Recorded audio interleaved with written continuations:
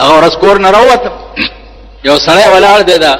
کمیس یې دې کې داسې شلېدلی. څه دي ماما؟ ویل جامې مې نشته. نو مال څه وکړم؟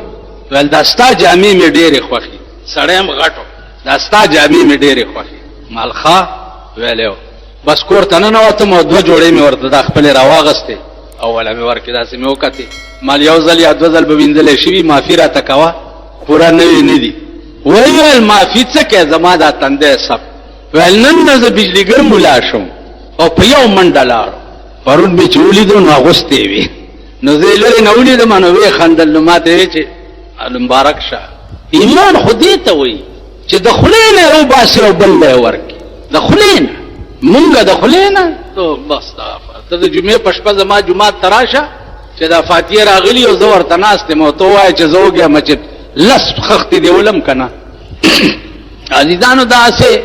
یو دوکه د نفس ته چې مونږ پکې پراته یو، دوکه د نفس ته. په ټولو عباداتو کې هغه عبادت خدای ته ډېر نږدې دی، هغه عبادت چې په کوم دی دا ځای درد کوي او بل ځای ورکړي. دا ځای او دا ځای په څه شي درد کوي؟ په دولت. دا ځای دې په درد کوي او بل ځای ورکړي. نن زما خبرې خو تاسو ته ټوکې ښکاري، خو یو بزرګ د بل بزرګ په قبر تېرېده، ورته ویې سال دی، پاس نه څه د حال پوښتنې کوي چې لاندې راشي پته به درته ولګي. پاس نه څه پوښتنې. هغه ورځ یو سړي لاره کې ولیدم، ما ته ویې جي پلار مې مړ شوی دی او ډېره دوا ورته کوه. مال یې ښه. ویل نه که نه ډېره دوا ورته کوه. مال ته غم مه کوه. چې ته تېر شوم ملګرو راته ویې دا تا خو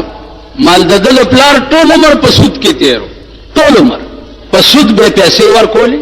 ګاڼه ځایونه به یې اخېسته، ګاڼه ځمکې به یې اخېستې، د هغې حاصلات به یې خوړل، ټول عمر د ده د پلار دا کار. او ځکه ډېره دوا ورته وکړم نو خدای پاک خو یې پرېږدي نه. نو اندازه وکړئ چې پیغمبر په چا ګواه شي چې ان قومي، زما قوم چې دی هغه ستا قرآن په ټوکو نیولی. څه به کي؟ ډېر خلق داسې دي مړی وشي ادیرې ته یو عهدنامه یو کتاب دی، هغه یو سی ورته په سینه کې دي، یا جومات ته کمیس راولیږي په هغې ورته بسم الله لیکي. ټیک شو. څوک په ادیره لګوي چې داسې غوړ غوندې مړی یو خاني یا نوابي که نه، نو لوټې لاس کې نیولي او لګیایي داسې ګرځي او هیات کرسي وایي او پیچوف کوي او دا دې سپېږمو ته ور واچوئ. رنګ تماشې به په ادیرو وګورئ، رنګ دا ټول غلط په دې اصل کې. عزیزانو زه چرې دا اورېدو خبرې نه کوم، دا د قبر معاملې ما ته خدای په دنیا کې ښودلي دي. دنیا کې والله چې داسې مې لیدلي دي چې 15 کاله پس رئیستی دی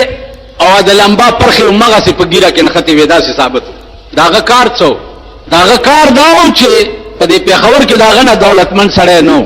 کار یې دا و چې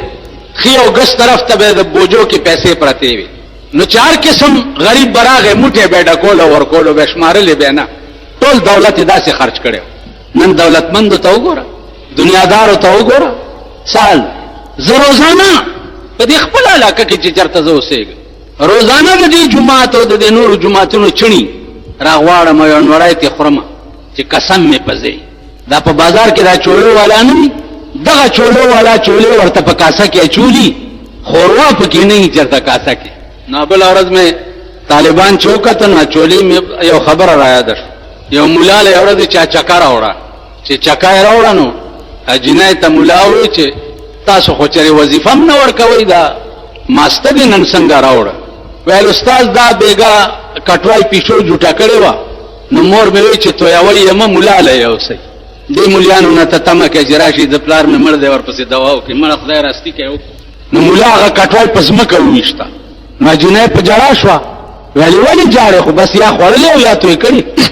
ویل نه مستو پسې نه جاړم، دې کټوای پسې جاړم، نیا به مې وهي. ویلې ولې؟ ویل دې کټوای کې به مې نیا د شپې متیازې کولې، پخوا به بهر څوک د لرې نه راوته نو کټوه به یې دننه کوټه کې ایښې وه تشو متیازو دپاره. ویل دې کټوای کې به مې د شپې نیا متیازې کولې. زمونږ کور سره جومات دی نو طالبان مونږ داسې غوړ ساتي او دا مې ورته ویلي دي چې روټۍ کمئ نن بهي نه یو سا پیسې ما ناله، ترکاري کمئ دکان نه یو سا پیسې ما ناله. خبردار چې چاپلوسي ونه کړي، خبردار. ته به بخلی کی ټوکی دي یا مخول دی دین نه دی مخول دی که تاسو خیال وکئ قرآن کریم کې یو واقعه ذکر ده خضر علیه السلام سره یو پیغمبر ملګری شوی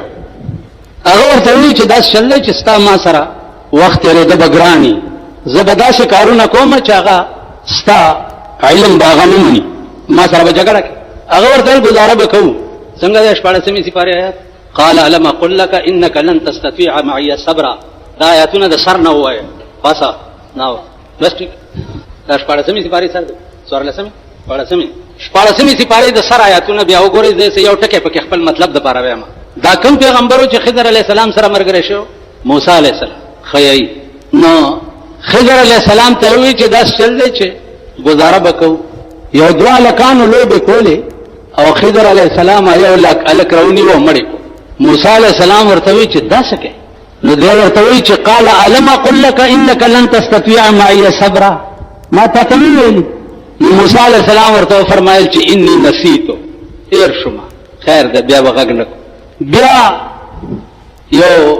بل واقعه وکړه بل درې وکړي اخر کې ورته وی خضر علیه السلام ته چې ما اوس پوه کا په درې وړو واقعو باندې اوس په یوم په یوم دوه بیا ګورو خضر علیه السلام ورته وی چې دا الک ما ځکه مړ کو چې د دې الک مور او پلار ډېر ښه مسلمانانو او دا کله شی نو د دې وجبه د مور او پلارم کافر شي نو الله ما ته وی چې دا مخ کې نمبر کا چې د مور او پلار اسلام بچ پاتې شي عزیزانو اوس دا کتا سو خیال کوي په ظاهر او د شریعت نه خلاف کارو سړی وجل لیکن د حال تقاضا داوا د حال تقاضا داوا چې د نرست مور نقصان پیدا کیږي لہذا دا لري کول پکار نو دا خلق چې وو عزیزانو دا صاحب حالو اوس علامه بحر العلوم لیکلی دي د مولانا روم د دې شعر په تشریح کې چې بشنوز نیکیوں حکایت میں کند وز جدائی ہا شکایت میں کند د دې شعر په تشریح کې لیکلی دي چې کان مولانا يسمع ربابا ويسمع نای و در وقت شنیدن رباب و شنیدن نای با او حالت عجیبه تعلیم شدند مولانا روم در رباب اوریدو او شپیلای او چې رباب او شپیلای به اوریدل نو حال به پراغه اوس فظاهر خو رباب او شپیلای کتا سو خیالو کې دا د ګناه شي نه دي لیکن صاحب حال خلق تا بیا رباب او شپیلای او اوریدل جایز دا پیر بابا چو اوس پیر بابا له خلق څه لپاره دي چې خزه نه خزه نه زیارت تلار شي پیر بابا خزه ور کوي دا دومره نن سره تر شوی دی د تبعون رباب غږېدو نو د دل الستون ډېر لوی لوی نو رباب به چې غږېدو نو د ورته لستونه داسې او داسې کول یو مولا ور سره ناستو هغه لستونه ونیو چې داسې کې او چې د لستونه داسې کو نو مولا چې کتب یا په کوی قاف کې زمانہ تیر شو سم مسله پیښ شو مسله پیښ شو نو پیر بابا وایي چې مولانا صاحب تاواز کې چې دا مسله حل کی نو چا ورته ویل چې صاحب هغه خدا سي چلو ستاله ستونه ونیو سړی غیب شوی دی ښه دا کنه تاسو هغه سړی ته आवाज کوي چې سړی راغی رباب له اطلاق ورکو فقیر بابا بیا حال راغی چې حال پر راغی نو چې لستونه داسې کو لستونه بیا د کوی قاف غر سره داسې د مولا مخه ته پریور هغه چوکته چې دا خو زما د پیر لستونه لوي او چې داسې کو بیا دلته دا کرامتو په دې کې به دا اوسنی مونږ د خسکیان چې پیدا دي کنه دا خبره چې ووري نو تاسو رباب او کوئی کاف نه دلته او فلانه نو تاسو ورته باس مکوئ ورته کټت پت کې راځي بجلیګر مولا ته دی مال را مخامخ کوي کرامت وی خرق العادت تا خلاف عادت جو ولی پکار الله کم شی صادر شي دته کرامت وي شرقایق وګورئ چې د کرامت څه باسي کړي دي چې کرامت څه شي ته وي یو معجزه ده معجزه څه شي ته وي نو خبردار چا دا اورېدو قابل نه او د دې مطلب دا نه چې هر سړی د ځان تر باب غږیو لستونه د ورته خوځي مون خلک چې رباب او شپېله اورو نو مون کې شیطان نه نوزي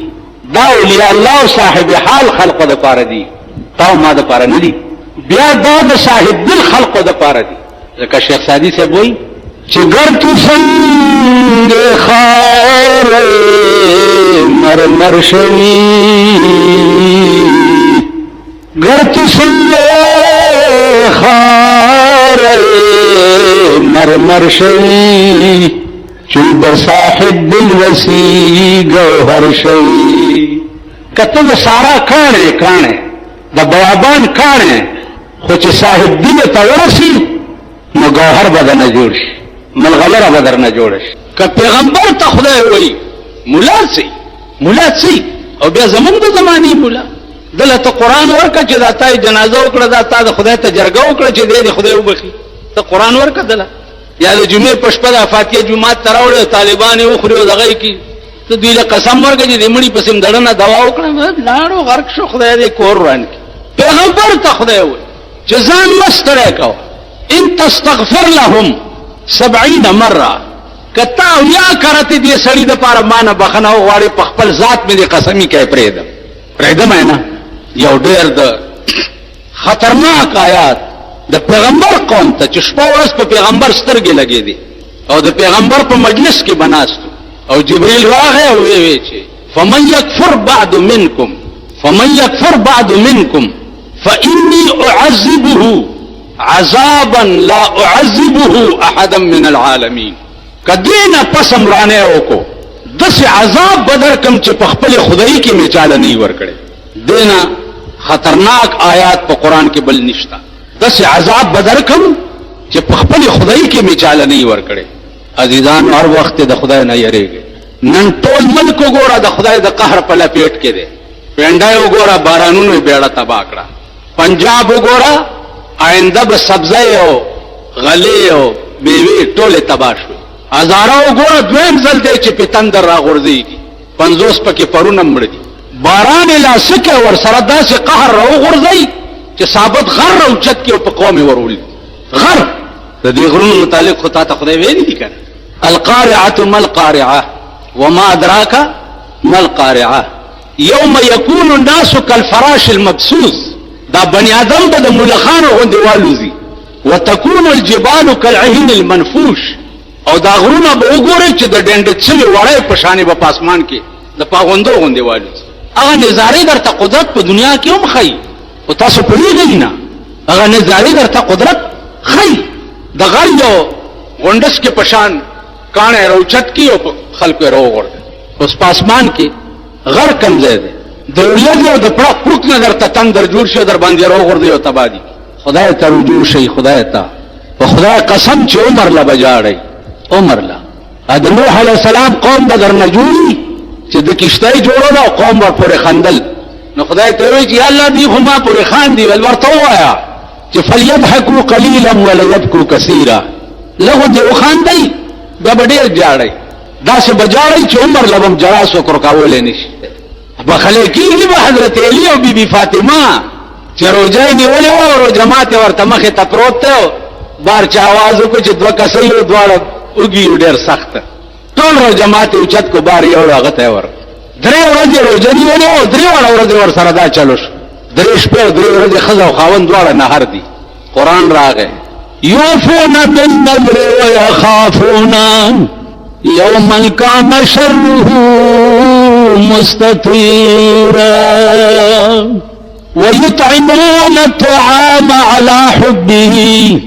ويطعمون الطعام على حبه مسكينا ويتيما وأسيرا ويطعمون الطعام على حبه ويو على حبه كنظر وکړو ټول بجنتیان شي روټای په بل خورا وعلى حبه سره د دې چې په خپل ورته نهارو په خپل اوږو او چته کړو بل ورک مصر خو اسم په دنیا کې خپل خار دی لیکن هغه د یوسف علی السلام د وجه بیا ډېر زیات خپل د مصر بازارونه هغه ډېر د احترام په نظر کتل شي ځکه چې د بازارونو کې د حضرت یوسف علی السلام خرید او فروخت شوی بهرحال امام غزالی د خپل فن ډېر لوی سړی یو ټکی یاد لرئ چې زموږ دا زمانہ د هر قسم فتنو شکار ده د هر قسم د دنیاوی فتنو هم زمونږ دا زمانہ شکار ده او د دینی فتنو هم زمونږ دا زمانہ شکار ده. دا داسې عجیبه زمانہ ده که ښه کار کې هم به دې څوک نه پرېږدي او که بد کار کې نو هم به دې څوک نه پرېږدي. که ښه کار کې هم دشمنان به دې ډېري او که بد کار کې نو د هغې خو څه وایم. بلکې دا داسې زمانہ ده که بد کارونه کې دوستان به دې ډېري. نو د دې وجه نه دا زمانہ د هغه حدیث مصداق شوې ده. رسول الله صلی الله علیه وسلم فرمایلی دي چې یاتی علی الناس زمان لا يبقى من الاسلام الا اسمه ولا يبقى من القرآن الا رسمه. زما په امت باندې به یو داسې زمانہ راشي چې اسلام بچا کې پاتې نشي، صرف نامه به پاتې شي، قرآن به پاتې نشي. کم غرض له چې قرآن دنیا ته راغلی دی هغه پاتې نشي الا رسمه، مگر هغه رواج به پاتې شي. اوس په ټول پاکستان کې تاسو وګورئ ژوندي په اعتبار د عمل سره قرآن ته نږدې نه راځي. د قرآن اس فیصله چې ده هغه په ځان نه حاوي کوي او چې مړی پکې وشي نو بیا قرآن رایاد شي. دا د زیارت د ورځې ختم دی او دا د جمعې ختم دی او دا لسمه ده او دا څلوېښتمه ده او دا کال دی او دا ختم دی او دا پلانې دی او دا پلانې. اوس په دې ما پوه کوي چې لا يبقى من القرآن الا رسمه، دا بعینه مغه شی دی که نه دی چې مړی درکې وشي نو مړی په قرآن بخې دی. مړي په ژوند هم چېرته قرآن ته نږدې راغلی نو د مرګ نه وروسته به دا قرآن دی مړي ته نږدې ورشي. قرآن کې راځي څنګه د هغه آیات چې په قیامت کې به قرآن دعوه وکړي چې ستا د بندګانو ستا د امت زه په ټوکو او لوبو نیولی وم. کوم آیات دی؟ ټیک شو. وقال الرسول یا رب ان قوم اتخذوا هذا القرآن الا مهجورا. پیغمبر به دعوه وکړي چې پروردګاره زما دا قوم چې دی دا ستا قرآن چې دی په ټوکو او لوبو نیولی و. اوس تاسو په ایمان ووایئ مرګ نه وروسته خو پته نه لګي د هر چا قبر به ځان لګي چې دننه پکې هره بلایي. خو عمومي طور باندې وګورئ چې پیغمبر واحد وکیل به په 1,40,000 پیغمبرانو کې به واحد وکیل رسول الله صلی الله علیه وسلم، واحد وکیل، بل څه بني. اوس هغه بین الاقوامی وکیل چې د خدای په مخ کې په خپل امت باندې دا دعوه وکړي دا به څه چلی؟